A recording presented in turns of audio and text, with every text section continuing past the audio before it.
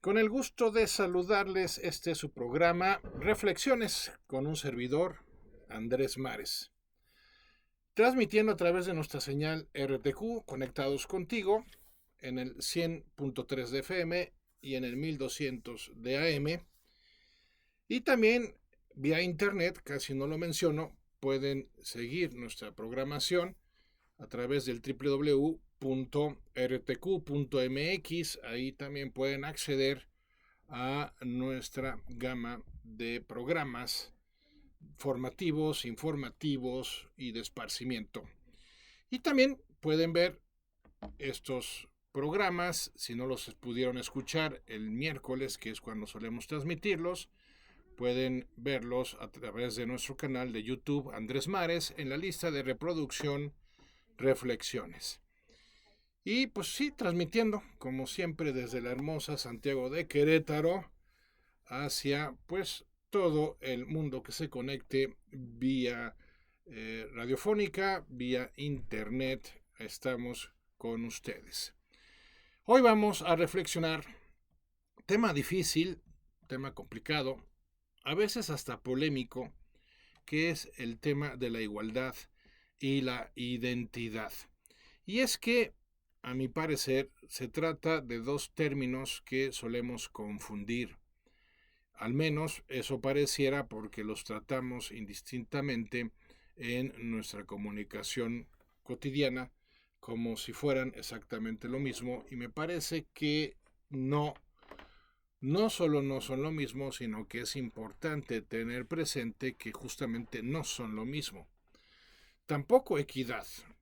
A lo mejor deberíamos de extender nuestra reflexión de hoy hacia el término equidad. Igualdad, identidad y equidad son lo mismo, a mi parecer, no. Hay diferencias importantes, como señalo, y el que incorporemos o tengamos conciencia de esas diferencias, pues puede facilitarnos, sobre todo en nuestras relaciones, pues la experiencia cotidiana de ellas. Porque hay muchas divergencias, discrepancias, inclusive hasta pleitos, conflictos que pudieran estar asociados a esta confusión de términos. Comencemos por considerar la igualdad. Todos los seres humanos somos iguales, y eso parte de una realidad antropológica como lo es la naturaleza humana per se. Todos somos dignos de respeto, todos tenemos derechos inalienables porque todos somos seres humanos, independientemente de nuestra raza, nuestra cultura, independientemente de nuestro nivel socioeconómico, independientemente de nuestro sistema de creencias. Todos tenemos derechos que son inalienables. Todos tenemos derecho a la vida, todos tenemos derecho a la salud, todos tenemos derecho a un trato justo, todos tenemos derecho a ciertos servicios que son fundamentales para sobrevivir, etcétera. Y en ese sentido, la igualdad parte de la dignidad como personas. Todos somos iguales desde la perspectiva de los derechos que tenemos, y también, en cierto modo, lo somos respecto a la realidad de que todos somos libres. Y por lo tanto, otro derecho inalienable, el de la autodeterminación, pues constituye uno de los derechos clave, uno de los derechos fundamentales, como lo es todo derecho inalienable. En ese sentido, todos somos iguales, compartimos la misma naturaleza, por lo tanto tenemos la misma dignidad, por lo tanto somos sujetos a los mismos derechos, vamos a llamarlo así, de índole universal. Y en ese sentido, la igualdad genera una situación en la cual no hay mejores o peores, no hay superiores e inferiores, no hay quienes sí y quienes no, cuando se refiere a derecho, a derechos fundamentales, cuando se refiere al respeto, cuando se refiere al reconocimiento de que todos somos humanos y por lo tanto todos compartimos la misma y ahí la igualdad, la misma dignidad como personas.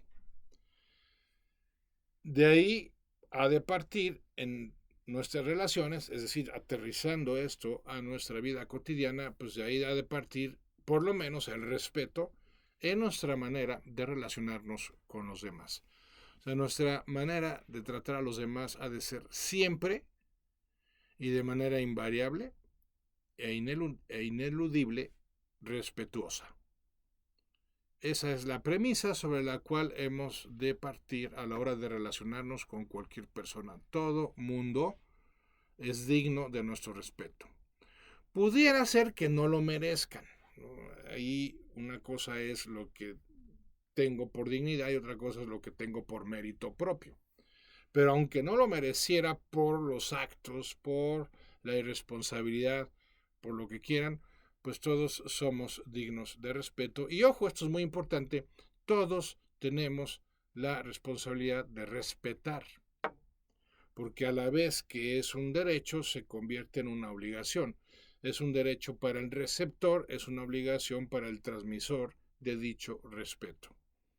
Entonces, si no partimos del respeto, no podemos esperar ninguna especie de equidad, no podemos esperar el fomentar la identidad de los demás y por supuesto que ni de lejos podemos aspirar a que se dé ningún tipo de enriquecimiento en nuestras relaciones. Todo lo contrario, cuando no hay respeto, pues lo único que hay que esperar es el deterioro, el franco deterioro en nuestras relaciones. Entonces la igualdad nace y se cimenta en la naturaleza humana que todos tenemos de la misma manera. Por eso todos somos iguales. Ahora, ¿significa eso que todos somos idénticos? Definitivamente no. Porque si bien es cierto que compartimos una misma naturaleza, no tenemos una misma identidad. No tenemos una identidad igual porque somos únicos e irrepetibles. Hay un primer nivel de identidad que surge desde el género de la naturaleza misma, ¿no?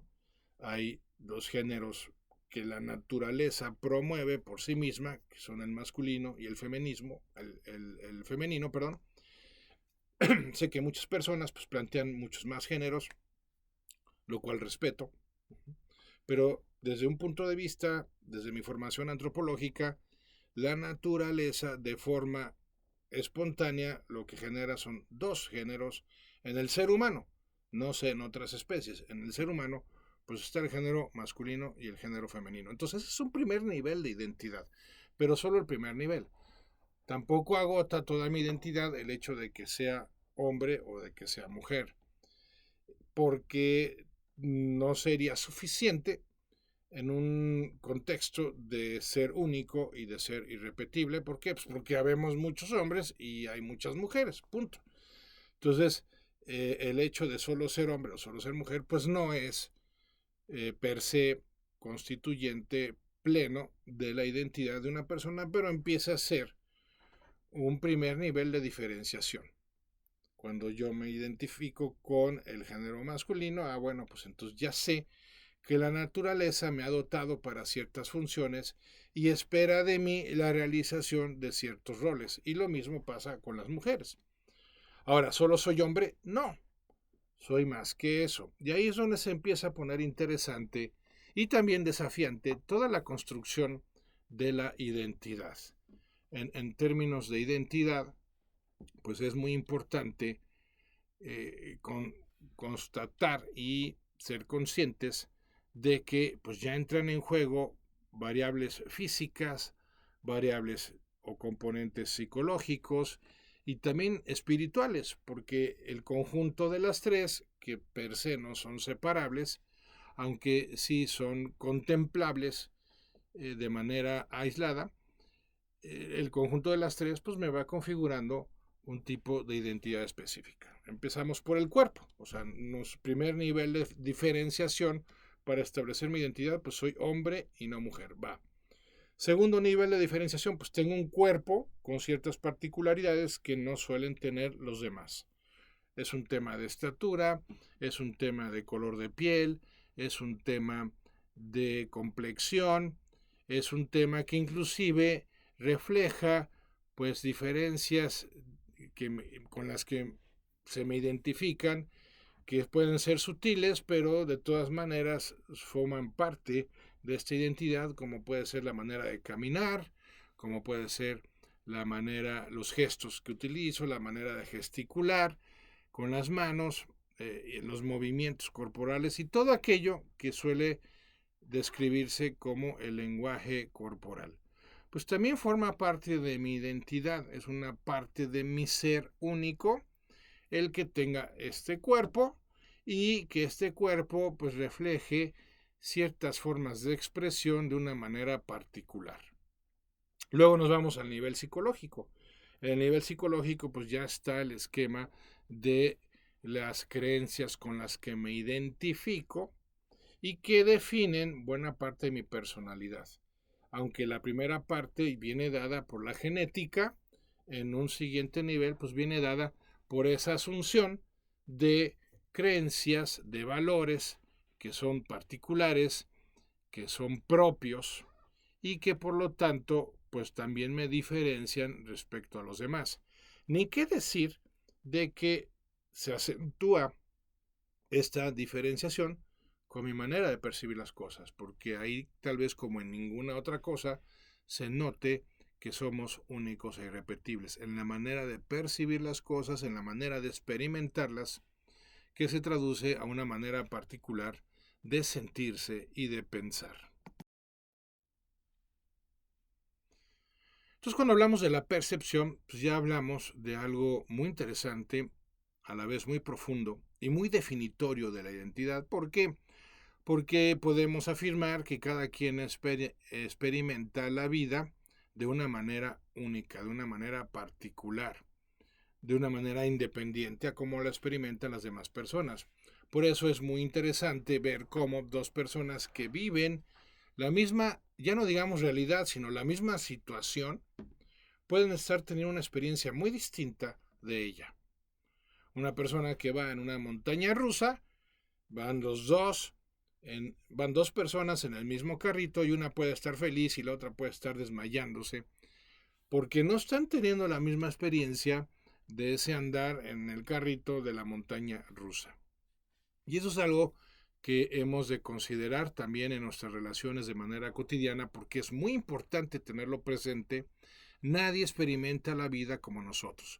Por eso hay que ser muy cuidadosos respecto a las expectativas que nos hagamos de los demás, porque no vamos a encontrar a alguien que experimente exactamente la vida como lo hacemos nosotros. Podemos encontrar personas que piensen como nosotros. Podemos encontrar personas que sientan de manera parecida a como sentimos nosotros, pero jamás encontraremos a alguien que tenga la misma experiencia de vida que nosotros. Y eso no es malo, eso no tiene por qué hacernos sentir solos y perdidos en el espacio de la experiencia humana, por supuesto que no, sino al contrario, eso ha de ser algo, reitero, que se tiene que tener presente para sacarle provecho y hacer de nuestra experiencia de vida algo mucho más enriquecedor, porque nos abrimos a la forma en que la experimentan otras personas. Y esto conectado con el primer planteamiento del respeto, pues es muy poderoso a la hora de relacionarnos con los demás. ¿Por qué? Porque podemos aprender mucho más de la vida y por lo tanto, reitero, enriquecer nuestra propia experiencia de la vida. Entonces, no somos iguales porque, somos iguales en cuanto a la dignidad, no somos idénticos en cuanto a nuestra manera de experimentar la vida, ni tampoco en cuanto a nuestra diferenciación de los demás, porque somos únicos y somos irrepetibles. Y solamente considerando el plano físico y el psicológico, pues ya tendríamos más que suficiente para entender lo que es una identidad y por lo tanto no somos idénticos a nadie. Cuando alguien nos dice, es que eres igualito a tu padre, bueno, a ver, quiere decir en el fondo que hay semejanzas interesantes o sobresalientes con respecto al modo de ser de mi padre o con respecto a formas de expresarme que él utiliza, pero no soy idéntico a él y jamás lo seré. Por eso no hay que juzgar a los hijos, entre otras cosas, no hay que juzgar a los hijos por las acciones de los padres. Lo que hay que hacer es simplemente tomar en cuenta que si bien pueden haber semejanzas entre unos y otros, jamás habrá una identidad que sea exacta, que sea la misma. Eso simplemente no está previsto por la naturaleza humana. Y está el tercer nivel o la tercera dimensión, que es la espiritual. Ahí ya no solo estamos hablando de una forma particular, única, exclusiva de experimentar la vida, incomparable podríamos decir inclusive, sino que también ahí estaríamos hablando de una forma única, exclusiva e incomparable de tener conciencia del momento presente y de tener una relación particular con Dios. También esa es única, también esa es irrepetible y por eso es fundamental que la incluyamos en todas las dimensiones que nos hacen o nos construyen, la identidad que nos define. Una identidad que en ciertos aspectos podremos cambiar, en otros no. No podemos cambiar físicamente, bueno, o relativamente hablando, porque ya las operaciones en ese tema de lo estético, pues están muy avanzadas y sí, ya se puede cambiar hasta el color de la piel, se puede cambiar el rostro, pero aún así no se puede cambiar toda la complexión, no se pueden cambiar las formas de gesticular y de expresarnos corporalmente, pero pues sí, hay una posibilidad de cambio ahí, no se diga a nivel psicológico, ahí se puede cambiar nuestro sistema de creencias, se puede modificar nuestra escala de valores, ni qué decir de que se puede modificar nuestra manera de percibir la realidad, y por eso podemos elegir en cierto sentido y hasta cierto grado nuestra propia identidad, nuestra propia personalidad. Nosotros podemos determinar cómo queremos identificarnos o con qué nos queremos identificar y cómo queremos ser identificados por parte de los demás. Aquella afirmación del psicoanálisis de que infancia es destino, pues yo no estoy completamente de acuerdo con ella, porque podemos modificar justamente ese destino al cambiar, al modificar, al trabajar el concepto que se nos generó en la infancia para desarrollar uno propio. No es fácil, no estoy tampoco diciendo que solo pueda ser logrado como resultado de la mera elección, de la mera decisión. No, la verdad es que es muy difícil, pocos lo logran y en ese sentido, por eso, pues muchas personas sí hacen realidad aquello de que infancia es destino. Por eso escuchamos expresiones en más de uno en las cuales afirman que no pueden cambiar, que así son y ni modo. Lo cual, insisto, no es real, no es cierto, pero por la dificultad de lograr modificar esa identidad, pues muchas personas optan por abdicar, algunas ni siquiera intentarlo, porque pues sí, no es nada fácil lograrlo, pero se puede lograr.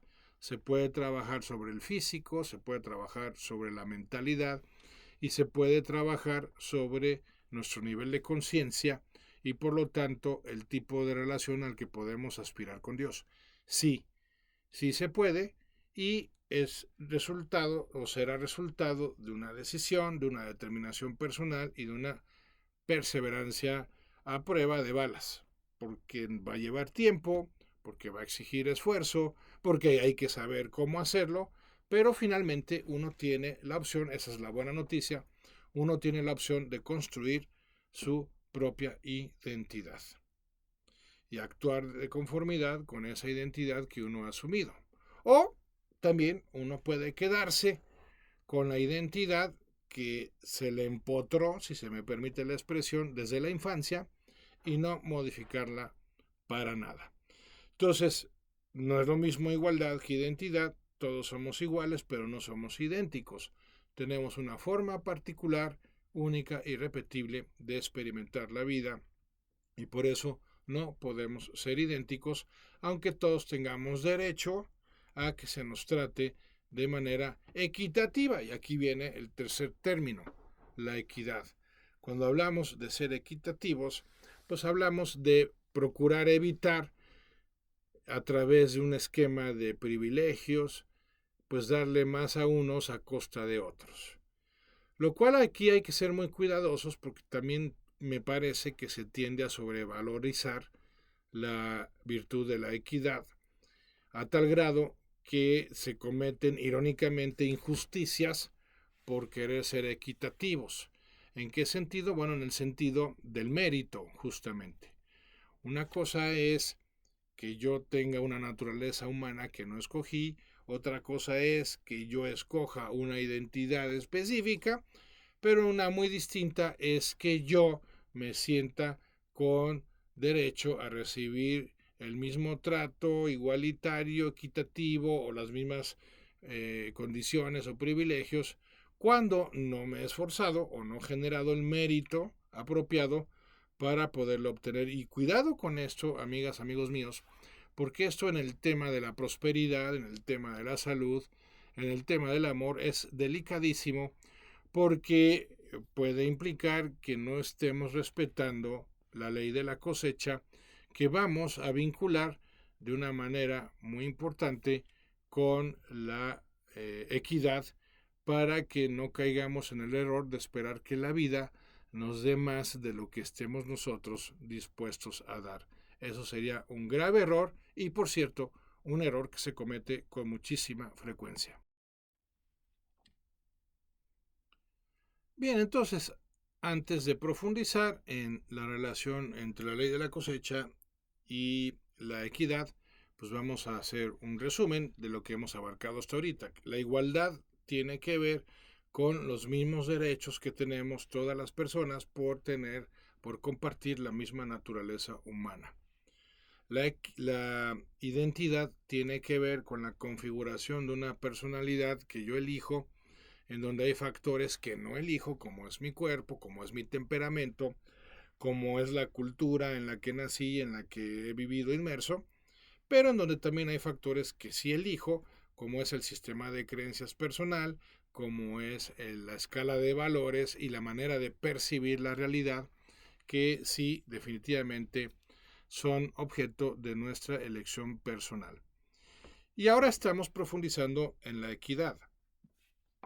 La equidad puede ser tal vez la vía más común de injusticia que podamos cometer en nuestras relaciones, porque bajo la premisa de que hay que ser equitativos, pues no caemos en la cuenta de que no estamos dando lo que corresponde a cada quien, sino que simplemente nos estamos limitando a dar por igual a todo mundo, lo cual pues no es justo y no es sano, y pues como la ley de la cosecha lo plantearía, va a generar consecuencias pues muy negativas e inclusive nefastas. Aquí importa mucho entender la naturaleza del mérito. ¿Por qué? Porque el mérito es el que activa propiamente hablando, o la falta de él, el que activa propiamente hablando la ley de la cosecha. ¿Qué nos plantea la ley de la cosecha? Pues algo muy simple, pero a la vez radical. Vamos a cosechar de acuerdo a lo que sembremos. Hay personas que se engañan esperando cosechar algo de una naturaleza distinta a lo que sembraron, lo cual es absurdo, y no obstante muchas personas se rigen por esta premisa y por eso muchas personas tal vez se sirven de la trampa, de la corrupción, para obtener frutos que obtienen de una manera no solo ilegal, sino antiética, indebida, de acuerdo a la ley de la cosecha, y por eso pues luego las consecuencias terminan siendo, insisto, nefastas, porque podemos burlar al sistema judicial de una sociedad, podemos engañar a prácticamente muchas o todas nuestras relaciones, pero no nos estamos, bueno, inclusive sí, nos podemos engañar a nosotros mismos, corrijo, pero no podemos engañar a la naturaleza. Y la naturaleza pues va llevando una contabilidad rigurosa respecto a nuestras acciones y omisiones y pues va a gestionar las consecuencias que se deriven de dichas acciones o de dichas omisiones, aunque se tarde en hacérnoslas llegar, o aunque inclusive no nos las hiciera llegar en esta vida. El hecho es que llegarán y no solo nos pegarán a nosotros, sino que pueden pegarle a nuestros descendientes. El hecho es que vamos a cosechar de acuerdo a lo que sembremos. Y por eso el mérito no es otra cosa en este contexto que la determinación personal del tipo de semilla que voy a sembrar. Entonces, si yo pretendo, por ejemplo, riqueza, pues tengo que sembrar una semilla cuya vibración sea del mismo tenor que la riqueza. Y entonces estaremos hablando de preparación, estaremos hablando de trabajo, estaremos hablando de planificación, estaremos hablando de componentes que están asociados a la creación de riqueza, que son básicamente pues la creación de valor a la mayor cantidad posible de personas. Entonces, si yo respeto la ley de la cosecha, buscaré crear riqueza a través de crear un valor, agregado en un mercado que valore eso que estoy ofreciendo y esté dispuesto a pagar por ello. Y si eso lo hago en una escala ascendente, de tal manera que cada vez llegue a la mayor cantidad posible de personas, bueno, pues entonces estaré obteniendo como cosecha la riqueza. Esa es la forma natural, esa es la forma ética, esa es la forma válida, y si respeto eso, habré generado el mérito para que la vida me lo conceda. Pero ¿qué pasa cuando una persona pretende lograr la riqueza sin haber generado todo el proceso que conlleva? Pues puede ser que la obtenga porque, insisto, puede haber trampa, puede haber corrupción, puede haber manipulación y entonces obtenerla, pero a costa de algo que se va a tener que afectar en el plano físico, en el plano psicológico, en el plano de las relaciones y hasta en el plano espiritual, sin lugar a dudas, lo cual habrá hecho que, como se dice coloquialmente, nos salga más caro el caldo que las albóndigas. Pero lo mismo podemos plantear, por ejemplo, en las relaciones. No puedo ser equitativo en el sentido de ser indiscriminadamente igualitario con todos mis amigos, si hay amigos que muestran más interés, más atención, más disposición a colaborar que otros. Lo mismo aplica para empleados, por ejemplo, pues yo no puedo ser igualitario con mis empleados. Sí he de ser equitativo en el sentido del mérito, no en el sentido de dar por igual a todos sin ningún tipo de filtro o de referencia para hacerlo. Porque además, cuando no hay ese tipo de equidad, pues entonces se empieza a generar resentimiento en las personas que claramente, por su mérito, tenían derecho a esperar recibir más que aquellos que, sin haberse dedicado con la misma asiduidad, con la misma determinación, pues terminan recibiendo lo mismo que nosotros. Por eso el tema de la equidad es un tema también muy delicado y me parece a mí que mal entendido, insisto, en nuestros días, porque la equidad se ha de basar en el mérito que tiene la otra persona. Los derechos inalienables no, esos se respetan por igualdad a toda persona, independientemente de si tienen mérito o no. Aquí hay que ser muy claros. Cuando estamos hablando de equidad y de su relación con el mérito o del parámetro de referencia que es el mérito, no nos estamos refiriendo a los derechos fundamentales de toda persona, porque esos, reitero, han de ser respetados independientemente del mérito o desmérito de la otra persona. Pero cuando se trata de una retribución, cuando se trata de reciprocidad, cuando se trata de recompensa, ahí sí hemos de ser cuidadosos de no dejar de percibir el mérito de la persona a la hora de otorgar dicha recompensa, dicha retribución, porque si no estaríamos siendo injustos. Y lamentablemente pues vivimos inmersos en una sociedad que tiende justamente a la injusticia. Si a eso le agregamos lo que en nuestro país describimos como el factor gandaya, ¿no? Esas personas que quieren arrebatar, que quieren aprovecharse, que son ventajosas y que se sirven del descuido de alguien o de la buena intención de alguien para acortar tramos, para obtener sin tanto esfuerzo o con el mismo esfuerzo que los demás lo obtuvieron un tipo de resultado. Bueno, pues entonces se empeora la situación de injusticia que puede prevalecer en una familia, ojo, porque la injusticia no solo se puede dar en dimensiones sociales o corporativas, se puede dar en la misma familia y de hecho suele iniciar en la misma familia, se suele consolidar en sistemas educativos, porque aquí hay un factor que es importante considerar y es la realidad de que unas personas nos caen mejor que otras. Y como tendemos a tener consentidos favoritos, pues entonces sin darnos cuenta o dándonos plena cuenta de ello, pero importándonos un bledo, pues ser inequitativos con las demás personas. Y esto lo único que termina generando pues es injusticia. Y ojo, porque la injusticia cuando se va acumulando va alimentando resentimiento y cuando éste se va acumulando pues suele acabar muy mal. Históricamente muchas revoluciones, si no es que todas, se han originado por un tema de resentimiento que se ha acumulado de tal manera que termina explotando de las formas más violentas y destructivas que podamos concebir.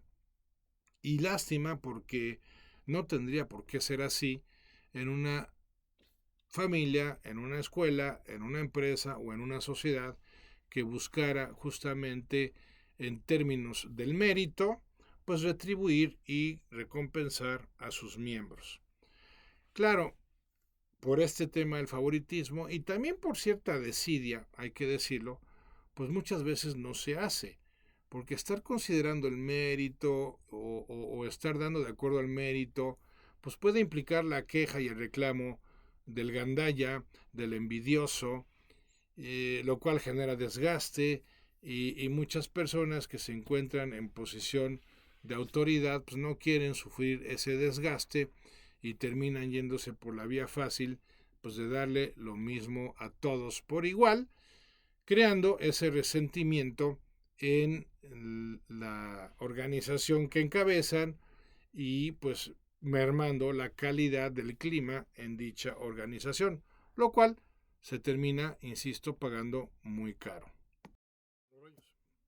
¿No? ¿Tienes frío? ¿Te estás congelando? Ok, va, seguimos. Y bien, pues entonces, aterrizando, ¿qué tiene que ver esto de la igualdad, la identidad y la equidad en nuestras relaciones cotidianas? Pues lo tiene que ver todo. Si queremos relaciones fructíferas, si queremos relaciones enriquecedoras, si queremos relaciones pacíficas, si queremos pasárnosla bien con nuestras relaciones, tenemos que ser muy cuidadosos de estas tres variables que definen o configuran nuestra manera de tratar a los demás y también, ojo, han de configurar nuestra manera de exigirle a los demás. Es decir, las tres tienen que ver finalmente con la asertividad. Cuando hablamos de una persona que es asertiva, estamos refiriéndonos a una persona que tiene claridad sobre estos tres conceptos: la igualdad, la identidad y la equidad. Entonces, una persona asertiva va a respetar los derechos de los demás. Va a ser una persona que tendrá presente que todos somos iguales y por lo tanto, concretándolo, va a procurar respetar a todo mundo por igual.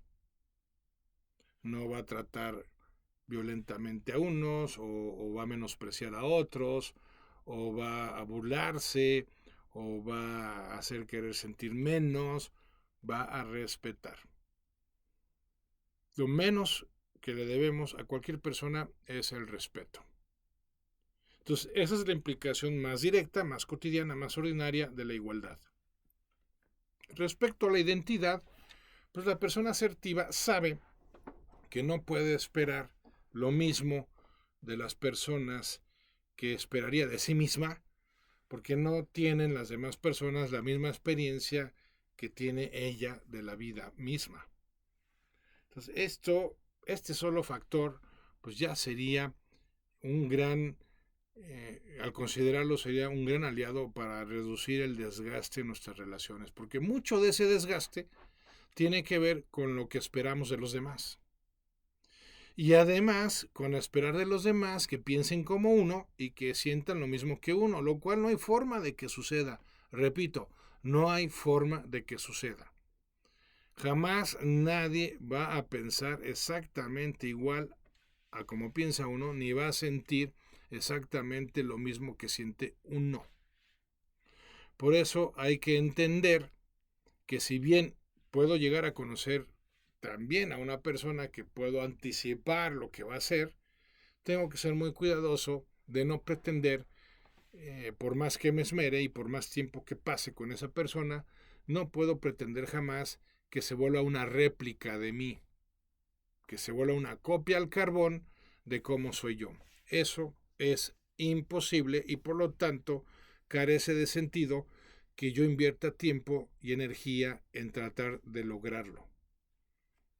Por el contrario, el que yo tenga claro el principio de identidad me ha de llevar a una apertura, a una tolerancia en mi forma de relacionarme con los demás, porque justamente entenderé y tendré presente que los demás no piensan ni sienten como yo.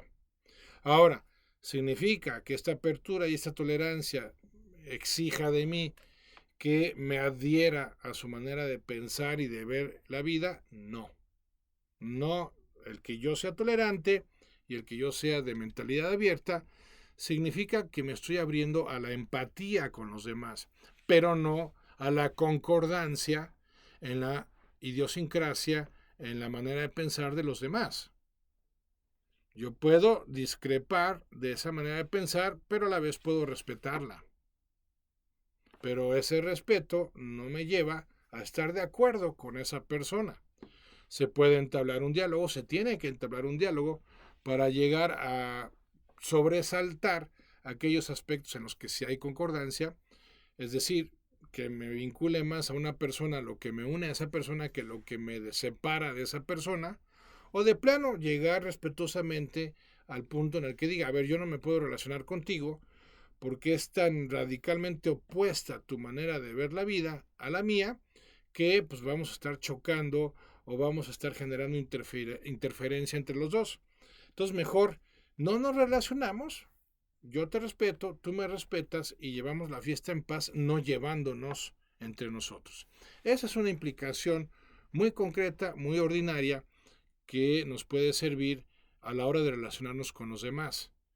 Por un lado, no caer en el extremo de esperar que alguien sea como yo, pero tampoco irme al otro extremo de que me tenga que hacer al modo de los demás, porque serían los dos extremos en los que he de evitar caer a como de lugar, justamente por el principio de identidad. Entonces, esto es muy importante no perderlo de vista, porque hay personas que caen en radicalismos que terminan siendo violentos, fundamentalismos que terminan siendo pues cánceres sociales. Y también por otro lado, pues hay pues ¿cómo les podríamos denominar? Hay sumisiones que terminan siendo humillantes, que terminan alimentando regímenes opresores. ¿Por qué? Pues porque yo me quiero acoplar a los demás y no quiero ser marginado, no quiero defender mis derechos, porque no quiero complicarme la vida. Y pues bueno, también por eso son posibles regímenes que terminan siendo totalitarios por esa sumisión de las personas que cayeron en el otro extremo de no identificarse con principios, con valores que les permitan aspirar a una mejor experiencia de vida que la pobre experiencia de vida que esos regímenes pueden ofrecer y que definitivamente ofrecen, de hecho. Por eso hay que ser muy cuidadosos con el principio de igualdad y con el principio de identidad y por supuesto con la equidad, porque en esa tendencia natural y espontánea del favoritismo, de que algunas personas me caigan mejor que otras, sin querer podemos omitir el mérito y entonces no retribuir ni recompensar de acuerdo a dicho mérito, sino hacerlo de acuerdo a que también me caen. Y esa es una injusticia. No está mal sentir preferencias o favoritismos, eso es natural. Lo que está mal es que basados en esas preferencias y favoritismos cometamos injusticias con otras personas que tienen igual o mayor mérito que aquella persona que me cae bien. Y entonces genere yo dichas injusticias y por lo tanto esté alimentando resentimientos sin darme cuenta inclusive en otras personas. Y luego nos extrañamos de por qué reaccionan así o por qué nos sabotean o por qué de plano nos abandonan.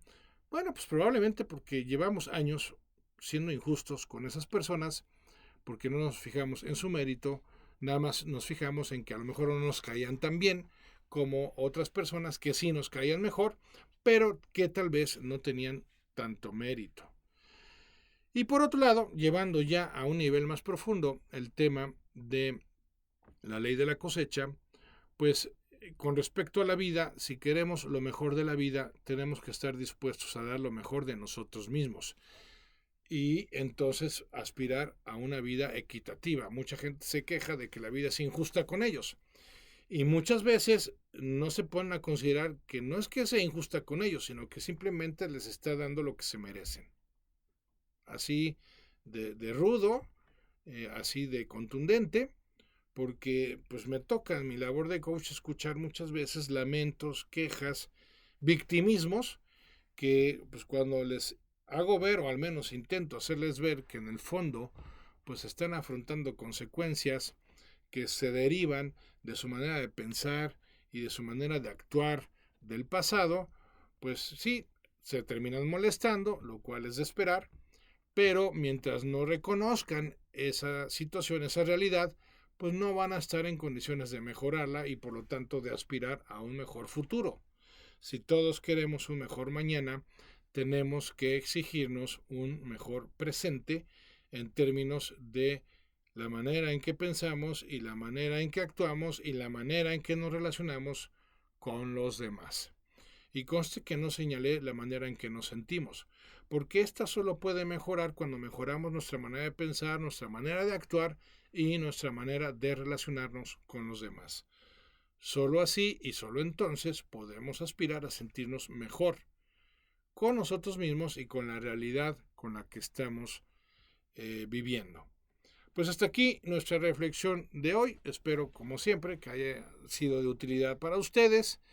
Gracias por habernos acompañado, gracias por su interés y por los comentarios que dejan en mi página, que es www.andresmares.com. Ahí pueden ponerse en contacto con un servidor. Gracias al equipo de producción de RTQ por hacer posible este programa. Y pues nada, hasta la siguiente reflexión. Yo soy Andrés Mares y este es tu tiempo y tu espacio para el cambio. Hasta la próxima.